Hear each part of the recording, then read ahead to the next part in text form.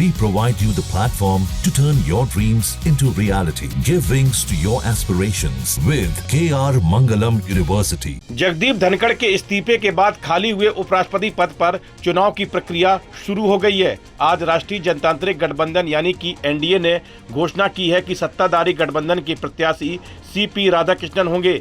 भाजपा के राष्ट्रीय अध्यक्ष जेपी नड्डा ने पीएम मोदी की मौजूदगी में हुई संसदीय बोर्ड की बैठक के बाद इसका आधिकारिक तौर पर ऐलान किया।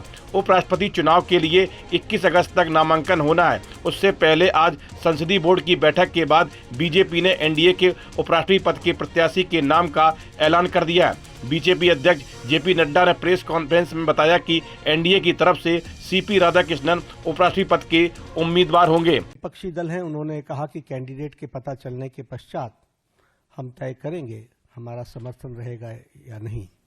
हमारे एनडीए के साथियों के साथ भी चर्चा गहन रूप से हुई और गहन रूप से चर्चा होने के बाद आज हम यहाँ पर आपको खुशी से ये बताना चाहते हैं और ये खुशखबरी देना चाहते हैं कि संसदीय बोर्ड की बैठक में जिसका नेतृत्व हमारे प्रधानमंत्री नरेंद्र मोदी जी की उपस्थिति में हुआ, उनके नेतृत्व में ये बैठक हुई। सभी पहलुओं पर चर्चा हुई और नामों पर विस्तृत रूप से जो पार्टी में एक्सरसाइज हुई थी उन सारे एक्सरसाइज के बारे में डेलिब्रेशन हुआ, सभी के साथ चर्चा हुई, सुझाव मांगे गए और उसके बाद फिर ये तय हुआ कि हमारे उपराष्ट्रपति के प्रत्याशी के रूप में हमारे महाराष्ट्र के राज्यपाल श्री सीपी राधाकृष्णन जी, चंद्रपुरम पुन्नासामी राधाकृष्णन जी, उनको हम एनडीए का प्रत्याशी बनाएंगे और वो एनडीए के प्रत्याशी के रूप में रहेंगे। तमिलनाडु से ताल्लुक रखने वाले चंद्रपुरम पोन्नुस्वामी राधाकृष्णन 2024 से महाराष्ट्र के 24वें और वर्तमान राज्यपाल हैं।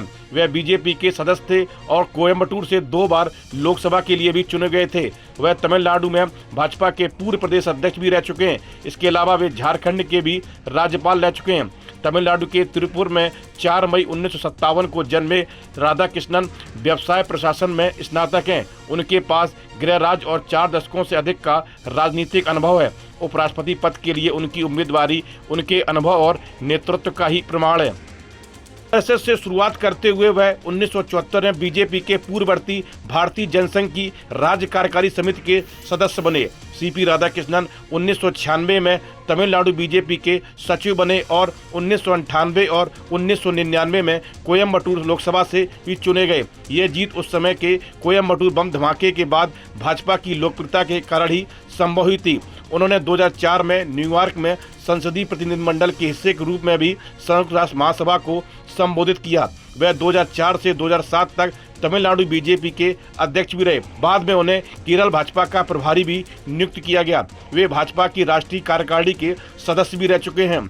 राधाकृष्णन ने नदियों की माला परियोजना, आतंकवाद की समाप्ति, एक समान नागरिक संहिता, नशीली दवाओं की समस्या और अस्पृश्यता उन्मूलन जैसे सामाजिक मुद्दों के लिए 19,000 किलोमीटर की एक बड़ी यात्रा भी निकाली है। विभिन्न पदों पर रहने के बाद राधाकृष्णन को फरवरी 2023 में झारखंड का राज्यपाल भी नियुक्त किया गया। उपराष्ट्रपति पद के लिए होने वाले चुनाव के लिए नामांकन दाखिल करने की अंतिम तिथि 21 अगस्त है। यदि विपक्ष भी अपने उम्मीदवार की घोषणा करता है, जिसकी प्रबल संभावना है, तो 9 सितंबर को चुनाव होगा।